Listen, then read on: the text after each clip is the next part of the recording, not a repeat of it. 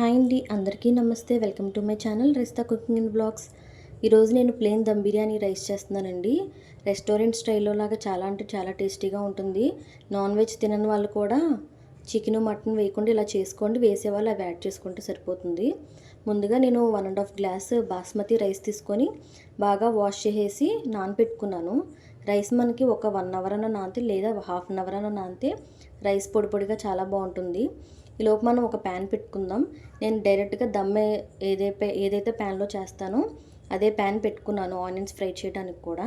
దీంట్లో ఒక పెద్ద గరిట ఆయిల్ తీసుకుని ఇదిగోండి ఆనియన్స్ ఇలాగా సన్నగా కట్ చేసి పెట్టుకున్నాను. అప్పుడే మనకి బాగుంటుంది, ఫ్రై కూడా త్వరగా అయిపోతుంది. ఇదిగోండి మనకి ఆయిల్ హీట్ ఎక్కింది కదా, దీంట్లో యాడ్ చేసేసుకొని మనం గోల్డెన్ బ్రౌన్ వచ్చే వరకు ఫ్రై చేసుకోవాలి. ఈ ఫ్రై అవ్వటం కోసం నేను కొంచెం సాల్ట్ యాడ్ చేశాను, ఒక 1/2 టేబుల్ స్పూను వేసి వీటిని ఫ్రై చేయండి. ఈలోపు మనం బిర్యానీకి కావాల్సిన బిర్యానీ మసాలా అంతా ఒక ప్లేట్లో తీసి పెట్టుకుందాము. ఇదిగోండి చెక్క, లవంగ, షాజీరా, బిర్యానీ ఆకు, ఇలాచి ఇవన్నీ మీకు తెలిసినవే కదా. అవి తీసుకున్నాక నేను 1.5 గ్లాస్కి 5 గ్లాసెస్ ఆఫ్ వాటర్ తీసుకున్నాను. ఈ వాటర్లో మనం మిగిలినవన్నీ యాడ్ చేసుకోవాలి. బిర్యానీ మసాలా అంతా తీసుకున్నాం కదండి, అదంతా యాడ్ చేసుకోండి. యాడ్ చేసుకొని దీంట్లో నేను ఒక హాఫ్ లెమన్ తీసుకుంటున్నాను. పెద్దదైతే కనుక హాఫ్ సరిపోతుంది, చిన్నదైతే కనుక లెమన్ ఒక 1 తీసుకొని సరిపోతుంది. తీసుకొని దీంట్లో ఒక 1 టేబుల్ స్పూను అని కాదు, ఇక్కడ ఏంటంటే సాల్ట్ మనకి టేస్ట్ చూస్తే ఉప్పగా ఉండాలి వాటర్, అప్పుడే మనకి బియ్యానికి సరిపోతుంది. దీంట్లో ఒక 4 మిర్చి తీసుకున్నాను,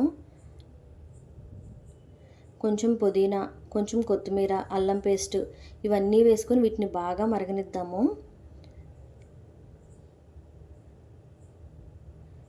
ఇవి బాగా మరిగేలోపు మనం వేరే ఒక ప్యాన్ పెట్టుకుందాము. ఆల్రెడీ ఫ్రై చేశాను కదండి ఆనియన్స్, అదే ప్యాన్ పెట్టుకొని ఒక హాఫ్ ఆనియన్ తీసుకున్న చిన్నది తీసుకొని అవి ఫ్రై చేయాలి. ఇదిగోండి ఆనియన్స్ ఇలా ఫ్రై అయిపోయింది, మనకి ఈ కలర్ ఇలా వస్తే సరిపోతుంది. ఇదిగోండి ఆనియన్స్ ఫ్రై అయిపోయినాయి కదా, దీంట్లో ఒక చిన్న టొమాటో తీసుకున్నాను, పెద్దది అవసరం లేదు. ఈలోపు మనకి వాటర్ బాయిల్ అయిపోయింది. ఇదిగోండి మనం నానబెట్టిన రైస్ యాడ్ చేసుకోవాలి. రైస్ మనకి 70% కుక్ అయితే చాలు, ఎక్కువ అవసరం లేదు. ఇదిగోండి ఫ్రై అయిపోయినాయి కదా, దీంట్లోకి ఇప్పుడు కొంచెం పుదీనా, మనం దమ్ చేయడానికి కావాల్సినవన్నీ ఇక్కడ వేసుకోవాలన్నమాట. కొంచెం కొత్తిమీర, ఇక్కడ సాల్ట్ చూసి అడ్జస్ట్ చేసుకోండి, ఎందుకంటే ఆల్రెడీ వాటర్లో వేసాము, ఆనియన్స్లో వేసాము కదా, కాబట్టి మనకి ఎక్కువ పట్టదు, చూసుకొని కొంచెం వేసుకోండి. ఒక 1/2 టేబుల్ స్పూను కారం, కొంచెం జీలకర్ర, ధనియాల పొడి కూడా వేసుకోండి. కొంచెం 1/2 కప్పు పెరుగు వేసుకుంటున్నాను. వేసుకొని అల్లం పేస్ట్ కూడా మనం ఆల్రెడీ వాటర్లో యాడ్ చేసాం కదా, కాబట్టి ఇక్కడ ఒక 1/2 టేబుల్ స్పూన్ తీసుకున్నాను నేను. తీసుకొని ఇక్కడ కూడా లెమన్ నేను ఒక హాఫే తీసుకుంటున్నాను, ఎందుకంటే పెద్ద లెమన్ కాబట్టి. వేసుకొని కొంచెం ఆయిల్ యాడ్ చేసుకొని ఇవన్నీ బాగా మిక్స్ చేసుకోండి. ఇవన్నీ కూడా ఈవెన్గా మిక్స్ అవ్వాలి. మిక్స్ అయ్యాక మనం ప్యాన్ మొత్తం ఈవెన్గా స్ప్రెడ్ చేసుకోవాలి. ఈలోపు మనకి రైస్ కుక్ అయిపోయింది 70%.